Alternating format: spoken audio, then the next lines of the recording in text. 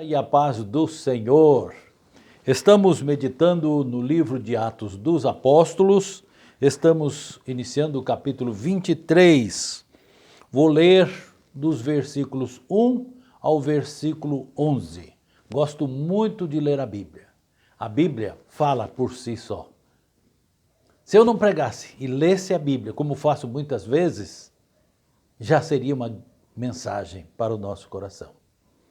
A mensagem que vou pregar está baseada nesse texto. Meu compromisso com Deus é de pregar a palavra de Deus. Leio assim, então, a palavra de Deus. E pondo Paulo os olhos no conselho, disse: Varões e irmãos, até o dia de hoje tenho andado diante de Deus com toda boa consciência. Mas o sumo sacerdote Ananias mandou aos que estavam junto dele que o ferissem na boca. Então Paulo lhe disse: Deus te ferirá, parede branqueada. Tu estás aqui assentado para julgar-me conforme a lei, e contra a lei me mandas ferir? E os que ali estavam disseram: Injurias o sumo sacerdote de Deus? E Paulo disse: Não sabia, irmãos, que era o sumo sacerdote, porque está escrito: Não dirás mal do príncipe do teu povo. E Paulo, sabendo que uma parte era saduceu e outra de fariseus, então clamou no conselho: Varões, irmãos, eu sou fariseu, filho de fariseu, no tocante à esperança e ressurreição dos mortos, sou julgado. E havendo dito isto, houve dissensão entre os fariseus e os saduceus, e a multidão se dividiu, porque os saduceus dizem que não há ressurreição, nem anjo, nem espírito, mas os fariseus reconhecem uma e outra coisa. E originou-se um grande clamor, e levantando-se os escribas da parte dos fariseus, contendiam, dizendo: Nenhum mal achamos neste homem, e se algum espírito ou anjo lhe falou, não resistamos a Deus. E havendo grande dissensão, o tribuno, temendo que Paulo fosse despedaçado por eles, mandou descer a soldadesca para que o tirassem do meio deles e o levassem para a fortaleza. E na noite seguinte, apresentando-se-lhe o Senhor, disse: Paulo, tem ânimo, porque como de mim testificaste em Jerusalém, assim importa que testifiques também em Roma. Deus abençoe a sua palavra. O título da mensagem é O Testemunho de Paulo diante do Sinédrio. Paulo está testemunhando a sua conversão ao cristianismo diante do Sinédrio, diante dos anciãos, fariseus, saduceus, escribas.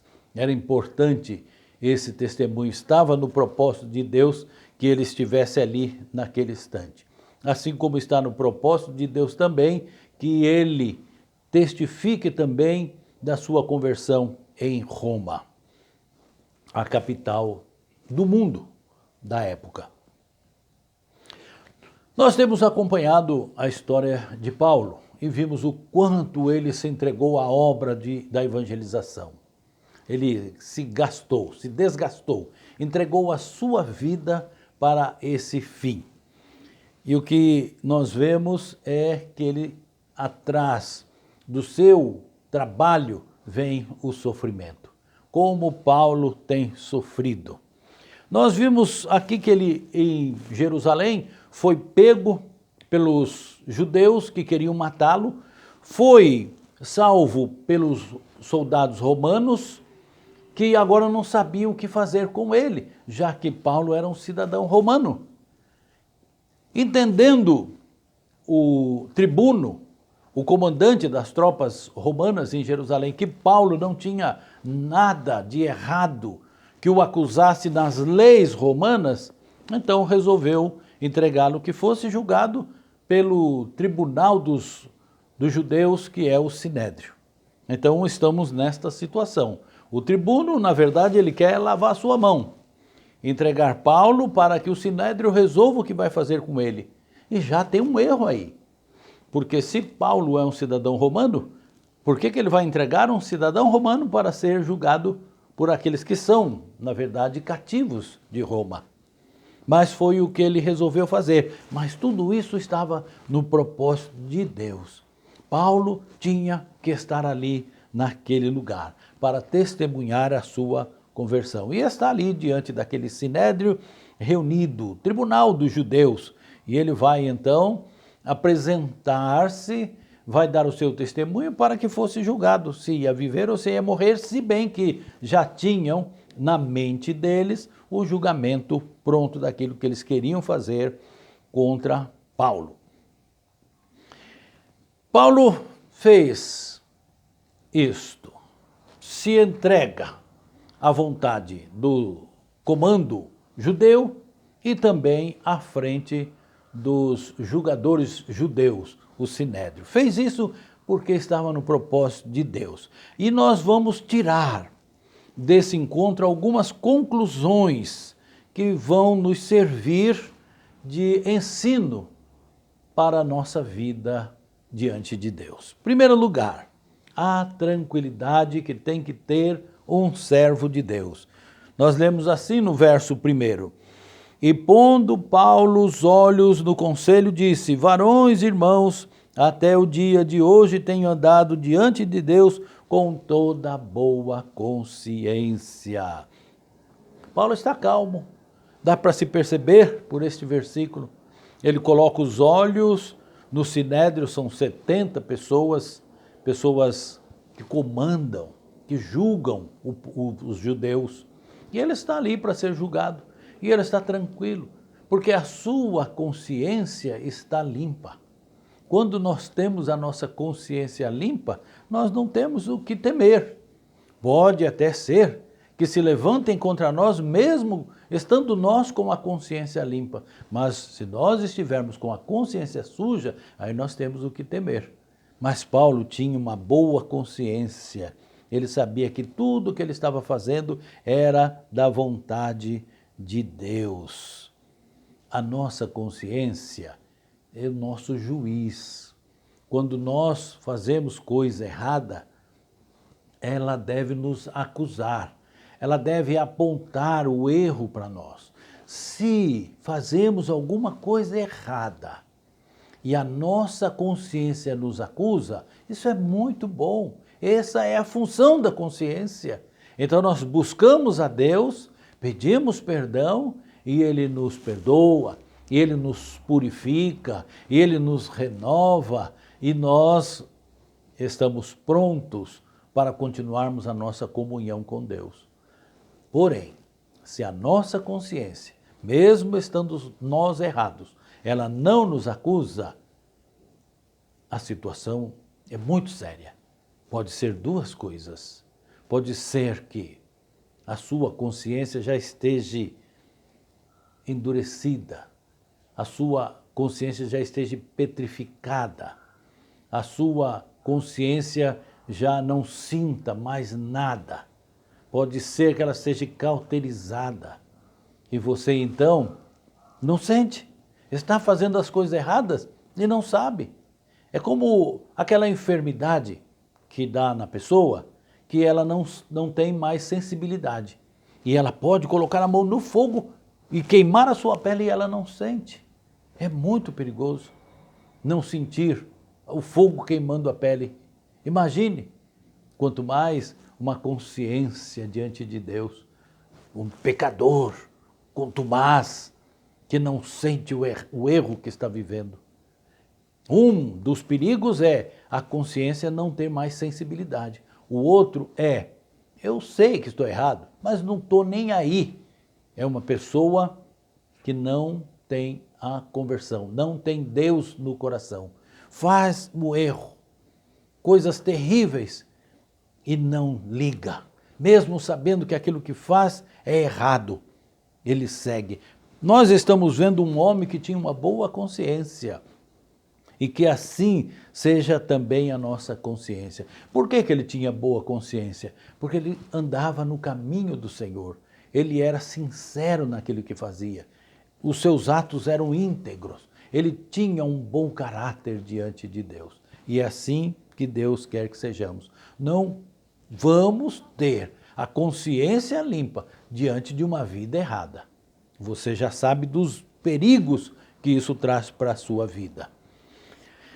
Se nós estamos em pecado e a nossa consciência nos acusa, então é bom, porque nós buscamos a Deus, confessamos o nosso pecado e Ele que é fiel e justo para nos perdoar os pecados, nos purifica de toda a injustiça. Amém? Então este é o primeiro ensinamento que aprendemos aqui. Paulo estava tranquilo, porque ele tinha uma boa consciência. Ele estava íntegro diante de Deus. Em segundo lugar, quem estava errado e devia ter a consciência pesada seriam os 70 anciãos do Sinédrio. Olha o que diz o verso 2. Mas o sumo sacerdote, Ananias, mandou aos que estavam junto de Paulo, dele, que o ferissem na boca. Por quê? Porque Paulo disse que tem andado diante de Deus com toda boa consciência, só por causa disso. Ele não falou nada mais. Ele observou e falou, e por isso a apanhou na boca. Às vezes, a nossa justiça incomoda as pessoas. A nossa boa consciência incomoda as pessoas. As pessoas erradas, que andam no caminho errado, se incomodam com aqueles que andam no caminho certo, porque serve de julgamento para eles. E ele sabe que é assim que eu devia ser, é assim que eu devia agir, é assim que eu devia falar. Eu não sou igual a ele, mas também esse aí e julga a pessoa. É mais fácil julgar, porque assim eu descarrego o peso do meu erro. Foi o que estava acontecendo ali. Ananias, que era o sumo sacerdote, dizem os historiadores, que era um homem ganancioso. Ele tinha tudo ali, ao seu comando. Tudo estava em suas mãos, ele mandava em todo mundo. Ele era o príncipe do povo. Embora dominados por Roma, que permitia que ele continuasse reinando como sumo sacerdote em Jerusalém. E ele manda em tudo, ele ganha dinheiro ali na venda dos animais para oferecer em sacrifício. Ele manda na cidade, onde ele chega, ele compra, ele não precisa pagar. Ele é bem visto por todo mundo. E agora entra uma nova visão do reino de Deus, trazido por Cristo, que Paulo anuncia. Coloca tudo em risco. E ele está com medo de perder tudo que ele tem. E então ele é agressivo por causa da sua ganância. E ele fica enfurecido. Ele já há muito tempo, desde que Cristo foi tido como ressuscitado pelos discípulos, anunciado, ele já persegue os cristãos, porque ele não quer que uma nova visão da religião impere ali naquele lugar. Então ele manda que bata na boca de Paulo. E Paulo vai responder para ele desta maneira. Paulo lhe diz: Deus te ferirá, parede branqueada. Tu estás aqui assentado para julgar-me conforme a lei, e contra a lei me mandas ferir. Por que mandou ferir? Só porque Paulo falou que agia com toda boa consciência diante de Deus? Era motivo para bater? Já houve o julgamento antes mesmo de começar? Você está aí para julgar e não é digno de ser um juiz. Era isso que ele estava dizendo. Perceba que Paulo está dizendo, você está sentado aí para julgar. Chamou ele de parede branqueada. Uma parede branqueada é uma parede que foi pintada. O que tem atrás daquela parede não se sabe. A pintura escondeu, talvez, uma parede deteriorada, uma parede rachada, algo que não se pode confiar. Ele chamou ele assim. Jesus fala dos túmulos, que são caiados, que são branqueados, mas por dentro só podridão. E esta expressão era bem conhecida deles, parede branqueada, parede falsa. E você é hipócrita, não se pode confiar em você. A sua aparência diz uma coisa, mas na verdade você é outra coisa. Paulo disse tudo isso nessa expressão. E ainda disse mais, disse, Deus te ferirá. E aconteceu isso. Ele morreu assassinado no ano 66. Conta a história. A história e a Bíblia andam juntas. Ele morreu assassinado no ano de 66, este sumo sacerdote chamado Ananias. Mas Paulo foi repreendido. E os que estavam ali disseram, injurias o sumo sacerdote de Deus? E Paulo responde, usando aqui de uma forma jocosa. Ele diz, não sabia, irmãos, que era o sumo sacerdote. Eu não sabia que ele era o sumo sacerdote. Por quê? Porque um sumo sacerdote não ia agir assim.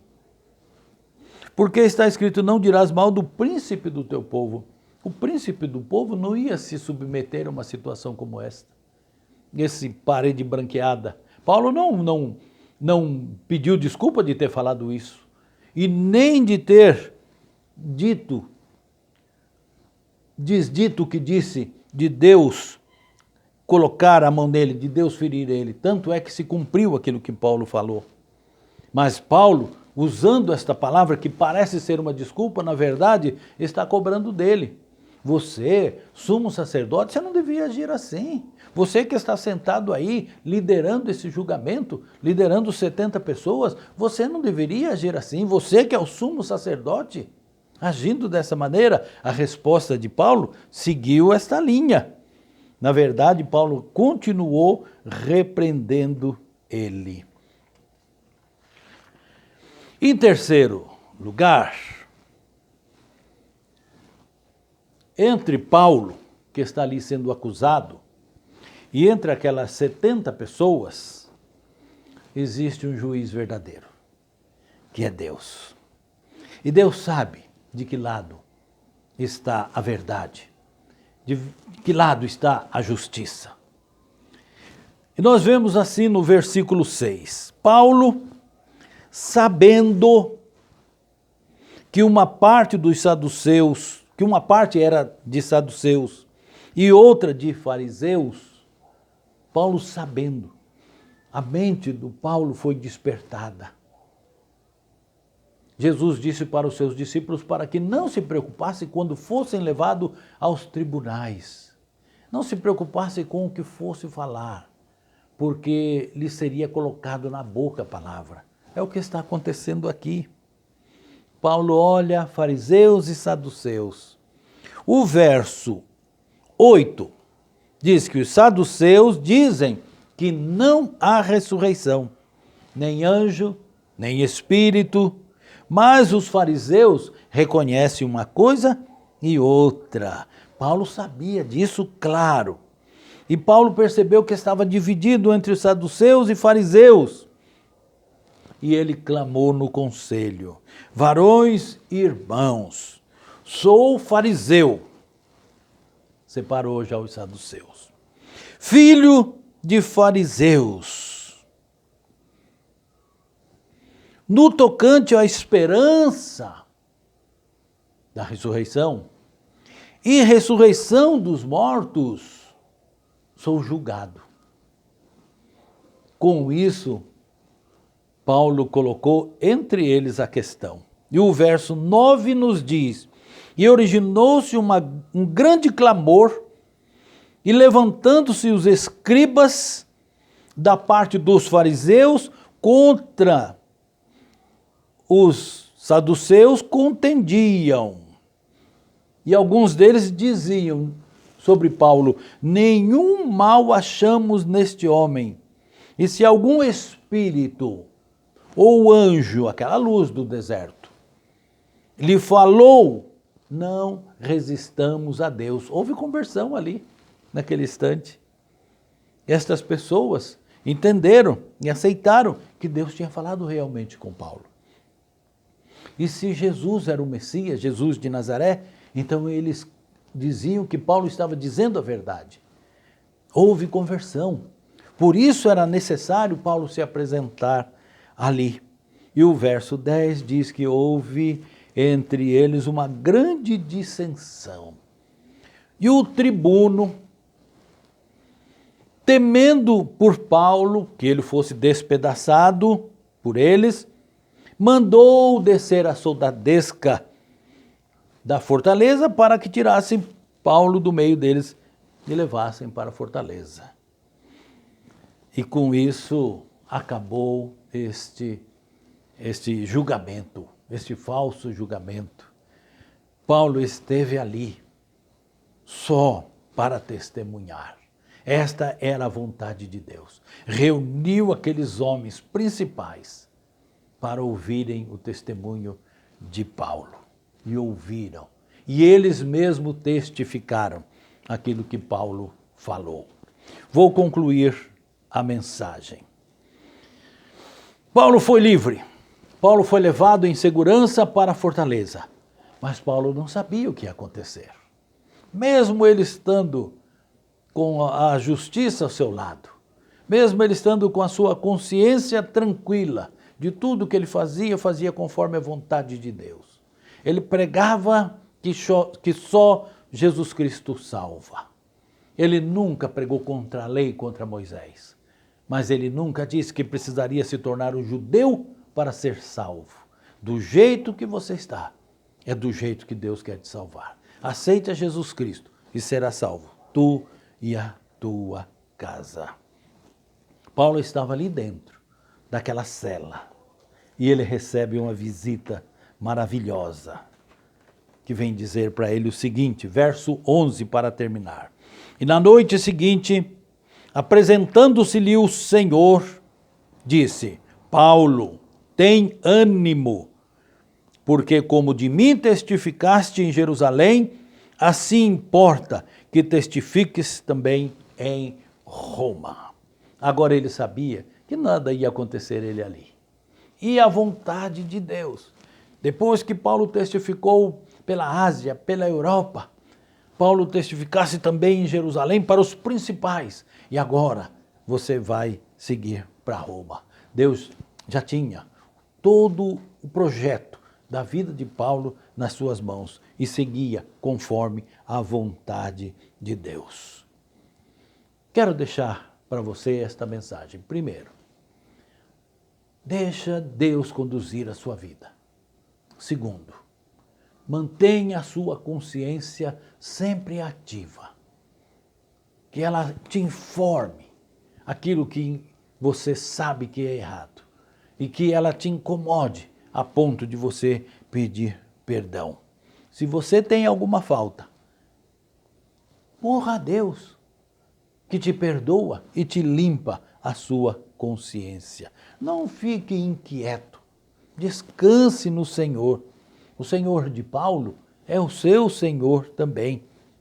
E receba a palavra que ele disse para Paulo. Tem bom ânimo. Quando ele diz isso, ele quer dizer, eu estou cuidando de tudo. Amém? Deus te abençoe.